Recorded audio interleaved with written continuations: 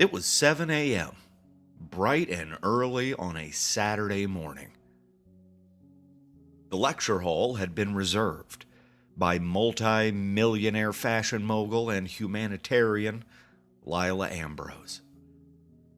It seated 200, but only a dozen or so of the seats were filled. Lila Ambrose stood behind a lectern on a dais before these gathered few. She was aging, and by no means a large woman, yet she had a presence that filled the room. On either side of her, at a respectful distance, were armed goons. Black suits, blacker sunglasses, and no attempt to hide their sidearms, even on a college campus. "Thank you for coming today," Lila said to them. "Do you know why I like to hold meetings like this early on Saturday mornings? Because it weeds out the half-asses. I have presented many people with a very lucrative opportunity, and the ones who show up on time, even when it is inconvenient, demonstrate a certain level of professionalism to me. And this is what I am looking for. Professionals. You have all looked at the materials that I mailed you, so you have some idea of why you're here. The breach. The crossing. I've heard it called many things over the years. It's a rift in between our world and the hell that lies beyond.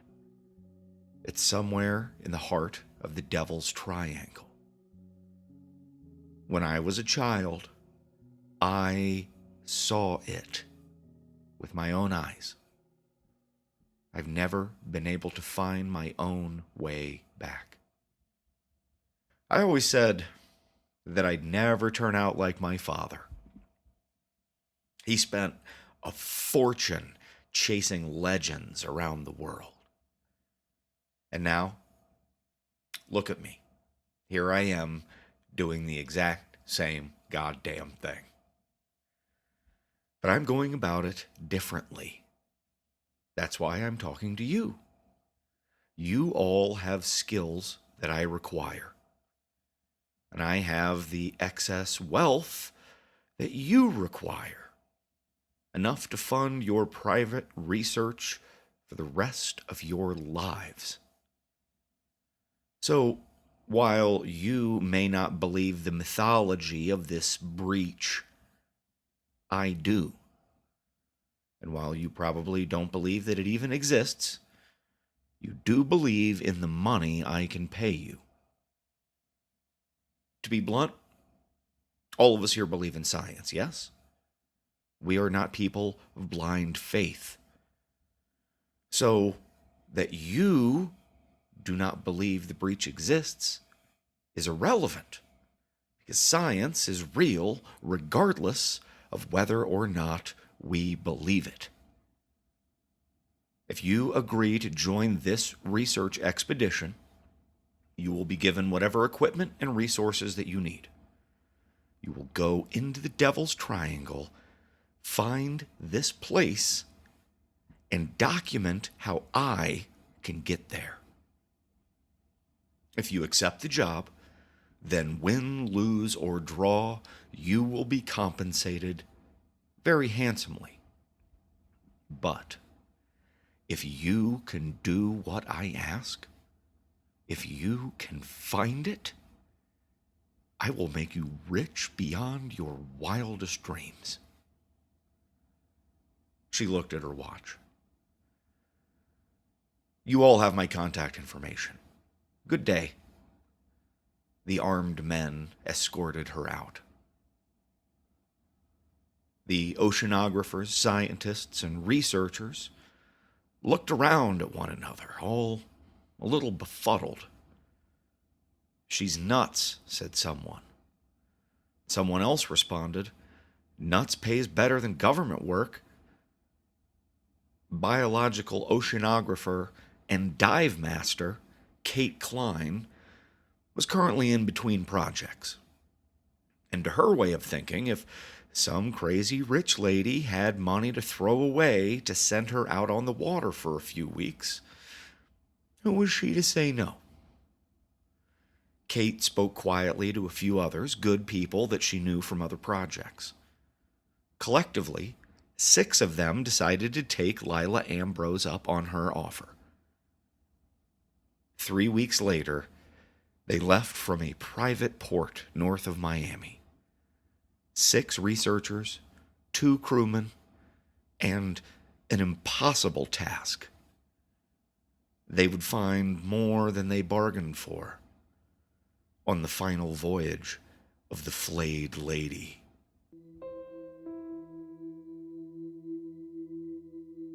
Drinking whiskey in the kitchen and telling scary stories around the fire. Music, monsters, and mayhem. Killers, cannibals, and cults. Fearful fiction and furious fact. Tall tales and terrifying truths. This is a Scary Home Companion.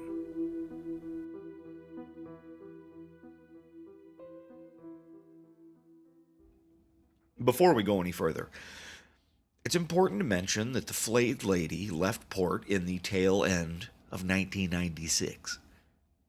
And this is important because there will come a point in this narrative in which you say to yourself, well, why didn't they call so-and-so? Or why didn't they just look this up on Google? 1996 was 2 years before there was Google. It was not a time when a lot of advanced tech would fit onto a research vessel of this size. Lila Ambrose spared no expense. She had cutting-edge equipment, but it was the cutting edge of 1996. When they left port, they would be almost entirely isolated out there. Officer Santana was running onboard comm systems and computer backups, but contact with the outside world was going to be spotty at best. Not to mention, it would be at the discretion of Lila Ambrose. Although she wasn't on board the ship physically, her spirit and her iron will hung overhead like dark clouds. Briefly, to run down the crew, there was Swede Melanik, geological oceanographer and nautical cartographer. Joe Marbury was the expert in currents and tides. The atmospheric expert was a demure doctor named Park Sun-jun. Bobby Gigg was a chemical oceanographer. He was here to test the waters for their chemical composition as they went and log the results. Candy Crozier was the resident geophysicist. This is the study of the Earth and its effects on magnetism, gravity, and the laws of thermodynamics. Officer Santana was the communications director and first mate for Captain Ortiz, a quiet man with a disquieting presence. And then there was Kate Klein, who was the resident biological oceanographer, and the dive master if they happened to find anything worth diving for. It was work, and everyone there came with their working boots on. Samples being taken 10, 12, 15 times a day, constant updates on the data, 6 different people working 6 different angles, hoping that somehow everything would zero in and lead them to the brink of a place that they knew didn't exist. Work started at first light and usually didn't finish until well after nightfall. But under cover of darkness, things changed. The Flayed Lady had come well stocked with a hold full of rum and reefer. This was kept under lock and key by the captain, but once work was complete for the day, Ortiz would open it up and let them drink and smoke to their heart's content. Park Sun-jun, who everyone just called Sun, was the only one who didn't partake. Gently, Captain Ortiz would encourage her to indulge, but she always resisted. "You should try it," the captain would tell her. "It helps quiet your dreams. Have you noticed how strange your dreams get out here? It's something about the triangle. It affects your sleep. But this, the rum, the pot, this helps." One night, during his regular spiel of "come on and try it," Sun actually took the joint from his hand. She asked, "Do you promise it will help? He talks to me every night now since we came here." The next morning, during the first round of samples, Kate slid up next to Sun and asked her what she had meant. Sun said, "It's my grandfather. He's been in my dreams. Every night he comes to me and he tells me to get off this boat. And I know, you don't have to tell me, I know it's just a dream. It's a manifestation of my own fears and anxieties. So I have to fight it, and I am fighting it. But it seems so real, Kate. My grandfather is scared for me. He's begging me to leave. It haunts me." Kate asked her if the weed had helped at all. And Sun told her, "It made me feel like he was shouting at me from a great distance, but I could still hear him." Sun needed the money Lila was paying her. She couldn't afford to leave. Day by day, that conflict was showing on her face and in her actions. It didn't take long before the captain called her into his cabin. "We're firing you," he said. "There is a boat coming this way from Grand Bahama. My man is going to take you to meet them." She protested, but it was weak. The captain explained to her that on a small vessel such as this, her fears and anxieties could spill over and infect the rest of the crew. He knew an unstable crew member when he saw one. And 2 hours later, Sun was zipping away in the only motor-powered lifeboat the Flayed lady had. That boat, and Officer Santana, didn't return until well after nightfall. Only then, when someone could stand watch at the door, did Captain Ortiz take out a hidden sat phone to call his boss. Miss Ambrose wasn't concerned about Sun. Instead, she asked about Swede, the cartographer, how he seemed, how his maps were looking. She told the captain to keep a close eye on him, especially with what had happened to the last cartographer.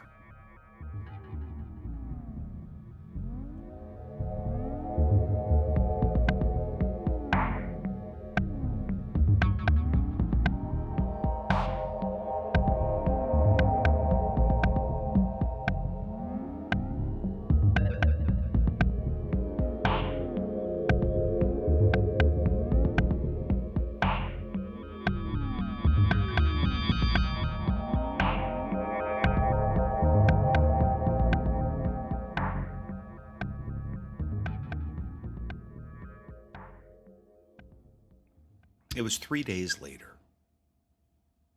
Or was it 4? This deep into the Devil's Triangle, the days and nights had taken on a certain haziness. Kate often stopped and asked herself if something had happened earlier that day or earlier that week. And she wasn't alone. Everyone on the Flayed lady was getting cabin fever to some degree, and the booze and the weed just weren't cutting it anymore. She found Swede, the cartographer, leaning over the starboard bow, gently running the tips of his long fingers against the glassy surface of the sea. It was very calm today. There was no wind to clear out the light fog that encompassed the boat. And it was so bright all around them, yet they couldn't see the sky. Kate bemoaned, "There's nothing out here. I haven't seen any marine life in days." Swede nodded and smiled. He was wearing an old-timey skipper's cap, like the guy from Gilligan's Island. It was damp yellow around the band. He said, "Did you hear about that horror movie they tried to make out here?" Kate had not. She wasn't into movies, especially not horror movies. They disappeared. A whole movie crew disappeared.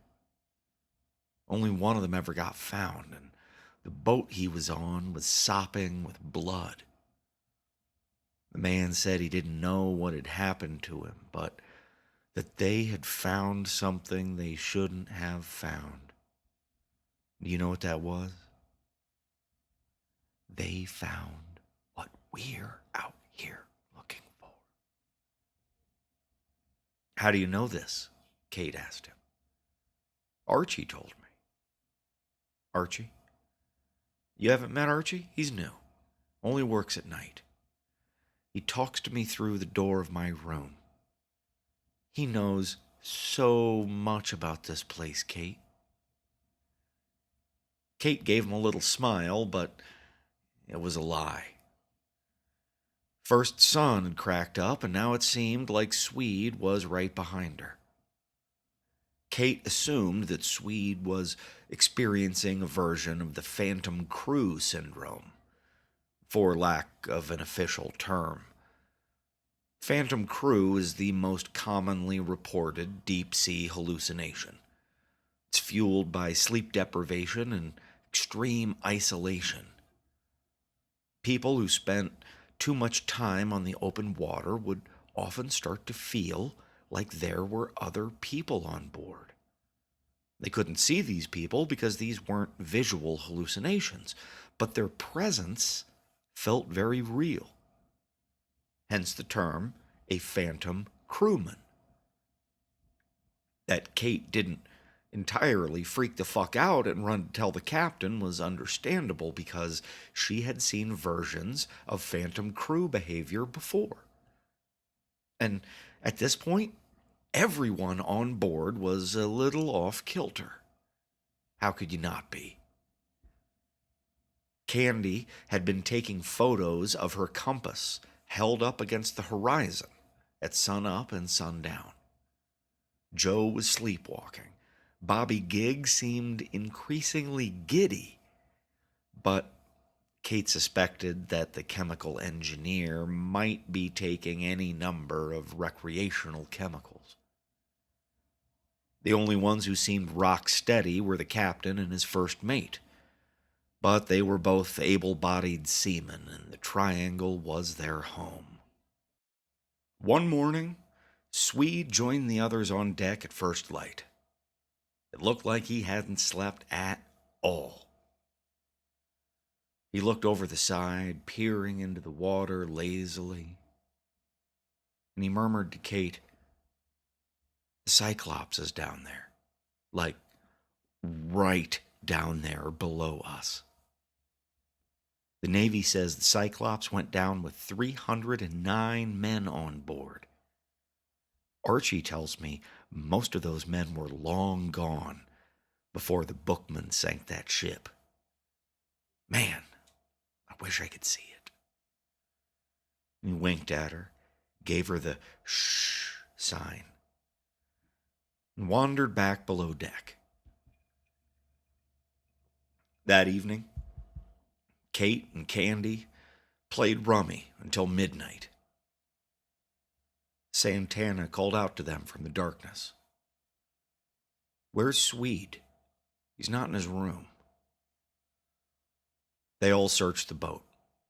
Everyone except the captain, who sat at the helm, smoking and brooding. There was no Swede. Nothing was missing, nothing was destroyed or damaged. The cartographer was just gone. Kate thought about his last words to her and ran to check the dive equipment. Had his psychosis driven him to try and swim down and see this legendary missing boat, the USS Cyclops? But the dive equipment was all accounted for, except for a face mask. When Bobby Gigg reported that the storm anchor and its chain were missing, and when Santana spotted some fresh drag marks on the main deck, well, then it all started to make a dark kind of sense. Swede wasn't able to swim so far down to be able to see the wreck of the Cyclops. So he had tied a chain around himself and bought a one-way ticket to the bottom of the triangle. It hit Kate hard. She knew that she should have said something to the captain. She should have paid more attention to Swede's behavior. She'd known Swede off and on for years and never saw this coming. The least they could do, she argued, was to send down the rover. The depth readings were vague, but right around 5,000 feet, which was the maximum dive depth for the remote-piloted deep-sea explorer. The rover was smaller than a bathtub, controlled from the ship, and connected by a thin steel wire tether to keep it from drifting too far away. It could provide great footage, but was really glitchy that far down. The captain rested his hand on Kate's shoulder while she unburdened what little she knew about Swede over the last few days. She told Ortiz about the phantom crewman who had been talking to Swede and the name Archie. And at that, the captain squeezed her a little too hard. He stood up. He crossed the room. "Archie, are you sure?" he asked. She nodded. She was sure. "Who's Archie?" "Archie was the last cartographer." "Last? What do you mean?" "This is our third time out on this mission. The last one was 2 years ago." "What happened to Archie?" The captain wouldn't look at her. "He disappeared. Not far from our last known coordinates." "Last known coordinates? What?" "Kate, we haven't been able to get a consistent reading for 2 days. According to the instruments, we're nowhere." Candy took something from her pocket. "Look at these," she said. They were the Polaroids she had been taking of the sunsets and sunrises, with a compass front and center in every picture. The first few were normal, and then the directions were off. Not gradually, but wildly different, with no two reading the same. She said, "I've heard of magnetic anomalies in the Eastern Caribbean, but not in this area, and never this extreme." Candy suggested they chart a course and leave immediately. Kate disagreed. "Swede said that we are directly over the wreck of the Cyclops. He couldn't know that, but he was sure of it because Archie told him. If that old boat really is down there, it means that Swede knows something we don't. I think it's worth confirming. And I think Lila Ambrose would agree. If we aren't close to what she wants, then Captain, We are sure as shit close to something. 15 minutes later, the rover was leaving the flayed lady behind and plunging deep.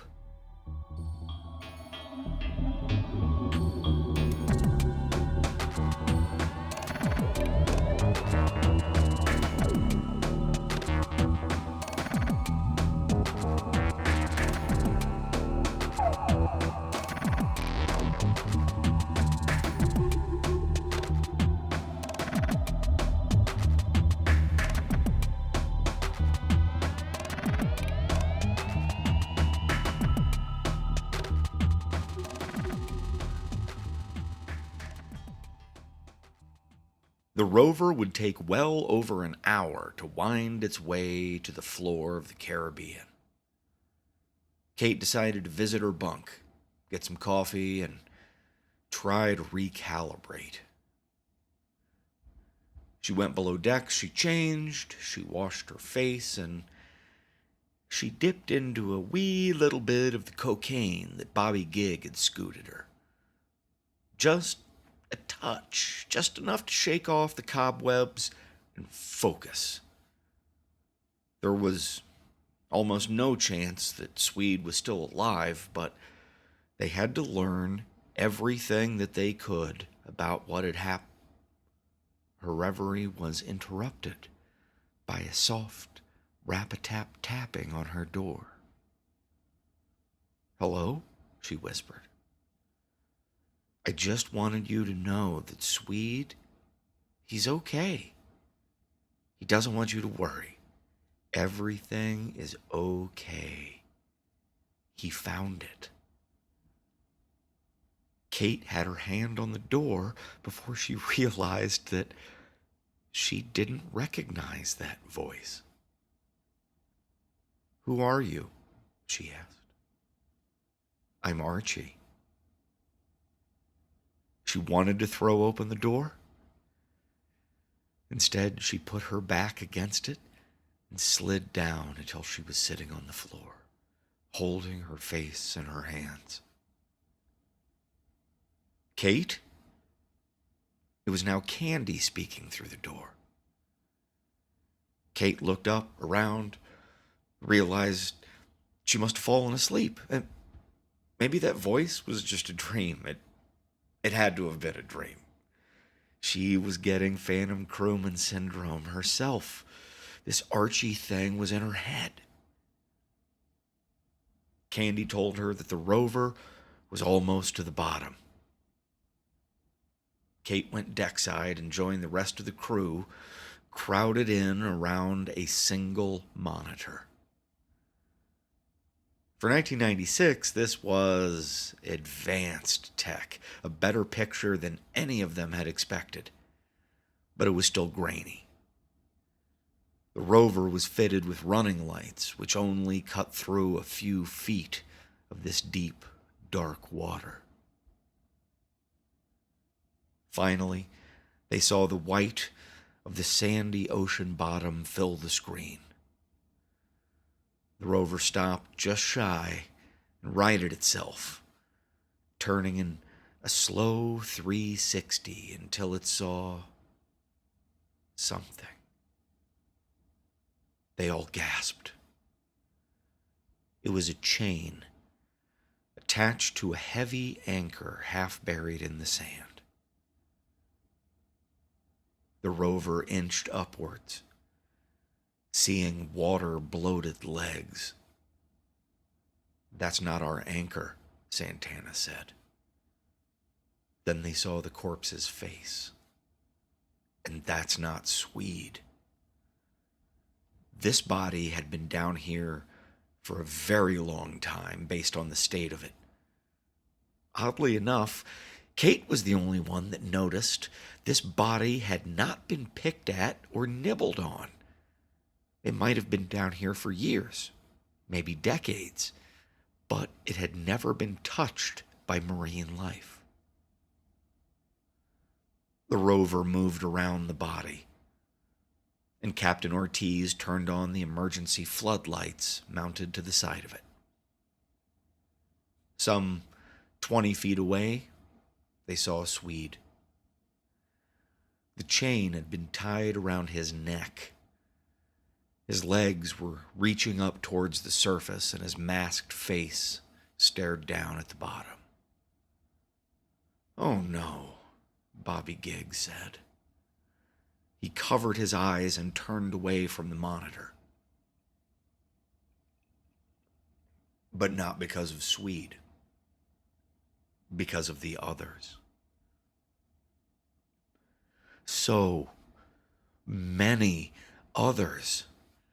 An undersea garden of human kelp. Some corpses water-bloated, others little more than emaciated skeletons wrapped in tattered cloth. All tethered with chains, cables, ropes to anchors in the sand. 88 of them, bodies swaying in the gentle current. And in the middle of them all, a wreck 80 years old.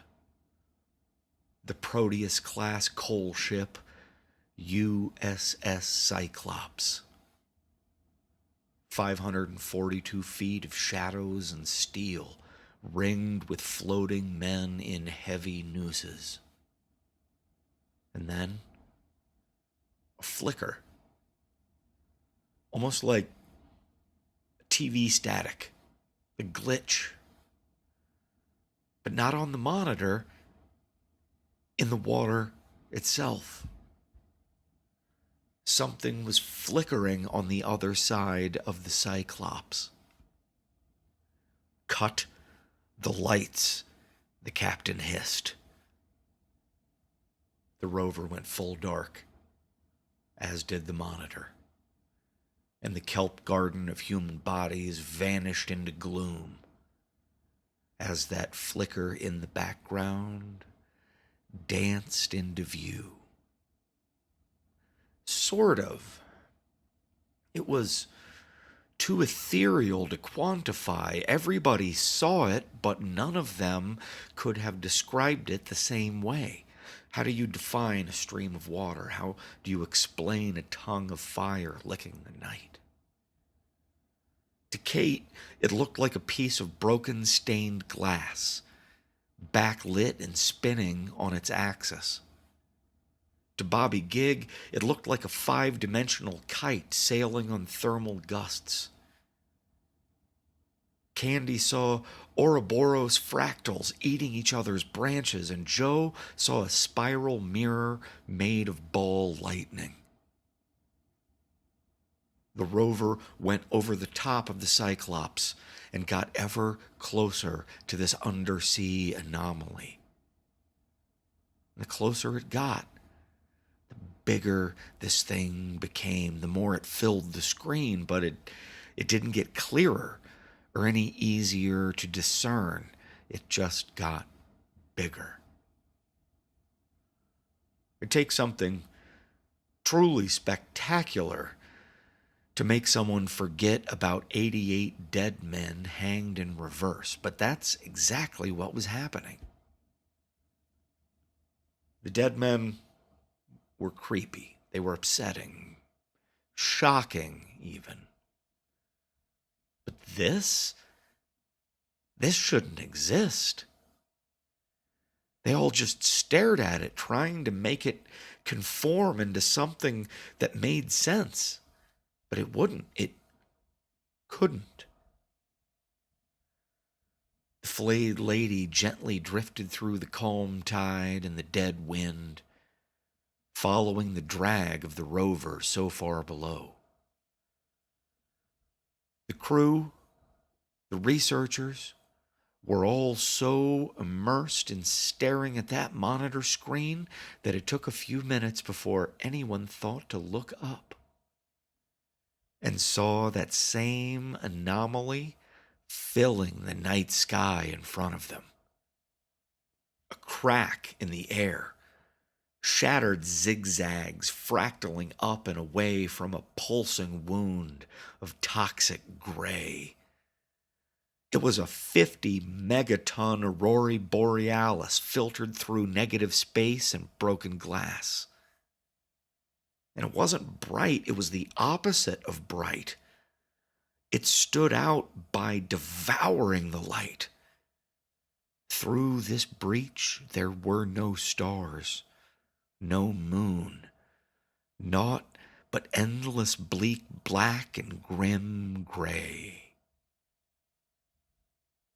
Kate broke her gaze away from it and saw Captain Ortiz lost in prayer, crossing himself feverishly. "Captain," she shouted, "we need to turn the boat around." He looked at her, eyes full of fear, regret. "We found it. I didn't think we would ever find it, Holy Mother. What have we done?" Kate tried to pull the captain away, to drag him towards the helm, but he fell back into prayer.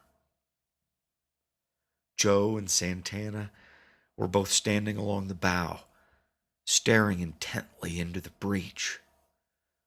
Bobby and Candy were both watching the monitor with equal intensity, looking at something much darker. The shot was pure black.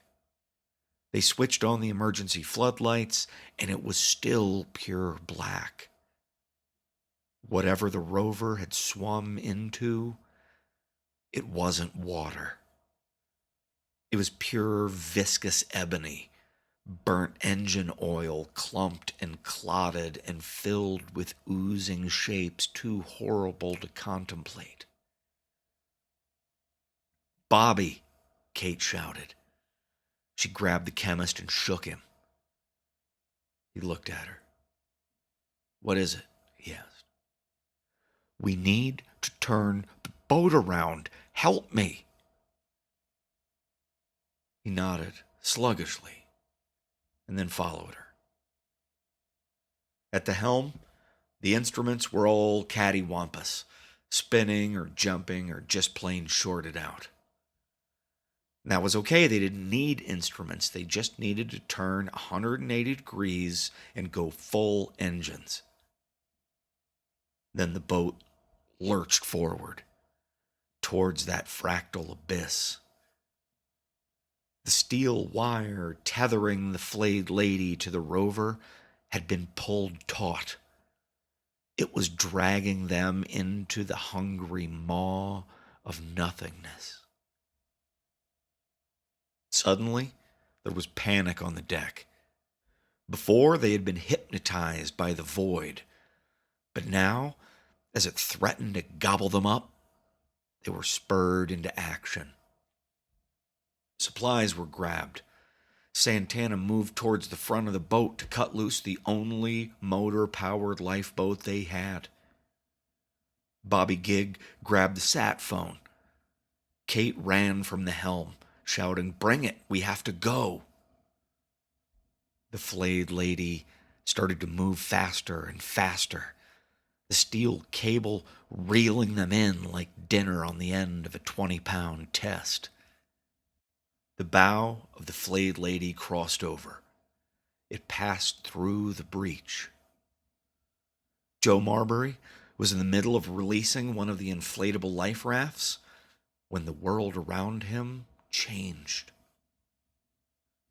He looked up and around, seeing the inverse colors of the breach spiraling away from him and towards him all at once. And then everything was gray and black under an empty sky. The front end of the flayed lady was drifting through stagnant ooze. Joe saw the island called the End of Days. He saw the malformed things lining its banks, waiting for food. He did not see the dripping, bloated shapes that started to crawl over the bow of the boat. Kate wanted to stop and grab supplies. Water, food, a knife, anything. But there was no time. She saw that the front of the boat had already vanished through the black, and the rest of it was inching through, disappearing bit by bit. There was no time. There was nothing to do but to forget everything, to sprint towards the back of the boat and to dive into the water. That she had no place to swim to was of no consequence right now. All that mattered was getting away from the breach. She heard splashing behind her and rolled into a tight backstroke. She saw that Bobby Gig had jumped into the water behind her. Joe Marbury was standing at the back of the boat, staggering, carrying the bulk of an uninflated life raft. He was pouring blood from the back of his neck. He stumbled, tumbled, and fell over the back of the boat. Even as the tail end of the flayed lady disappeared from our world, he hit the water, and the life raft inflated on impact. Kate swam back to it. She slithered into the unfolding raft and reached down for Bobby. Together, they managed to pull Joe up with them. His back was covered with vicious bite marks, and they just couldn't stop his bleeding. They both tried their best to compress his wounds, but Joe kept spurting out the last of his life with every weakening heartbeat. "Kate?" Bobby said. She looked up as they drifted ever closer to the breach. Maybe they could have saved Joe's life at the expense of their own. But as his back started to bleed less and less, dwindling to a trickle, Bobby and Kate put their hands into the water and started paddling with every fucking ounce of strength they had. When the tattered edges of the breach started to fade into the darkness, when they were well and truly away from it, only then did they pause to rest. Joe was dead. Bobby closed the dead man's eyes, and Kate gave him a little peck on the forehead. "Well," she said. "What now?"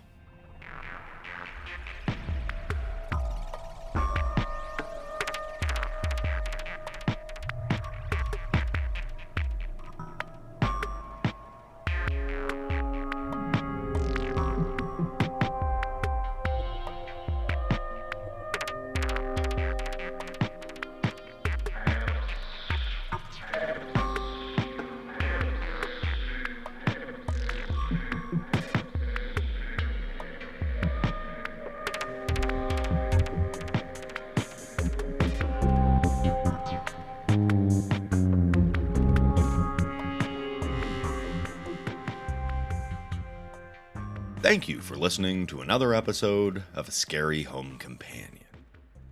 Find the show on social media. We're on Facebook, we're on Instagram, and sometimes we're on Twitter. You can always reach us directly at ascaryhomecompanion@gmail.com. But to get really up close and personal with the show, check out our Patreon page. Bonus episodes, early release episodes, extra material, and post-mortem analysis videos for every new episode. My wife and I are about to sit down this afternoon and record the post-mortem for this episode, where we deep dive into the secrets behind it and where it is leading. The episode was edited and produced by Jeff Davidson. Guest voice this time around was Mr. Ben Dolin, most recently of the Gorehead Podcast. Featured music by Komiku, with The First Person Crossing a Bridge Since a Century. Pandacetamol with 3 songs: First Breach, Second Breach, Third Breach. And as always, Chelsea Oxendine with the theme music.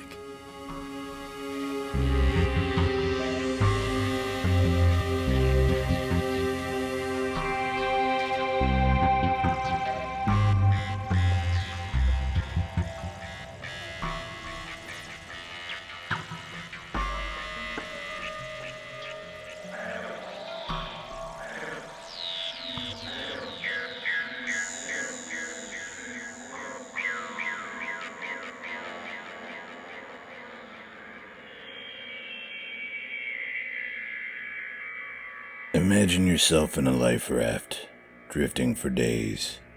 No food, no water, no shelter, no hope. How far would you go to survive? Join a scary home companion for a personal, visceral tale of being lost at sea and dead in the water.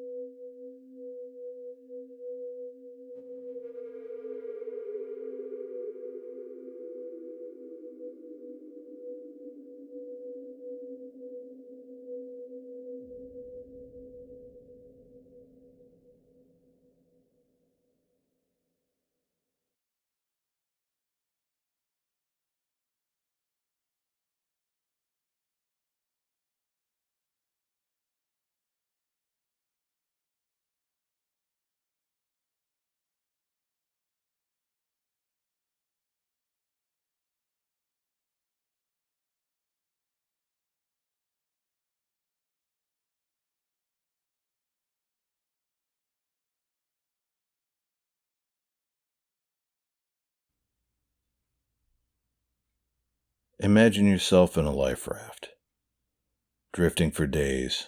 No food, no water, no shelter, no hope. How far would you go to survive?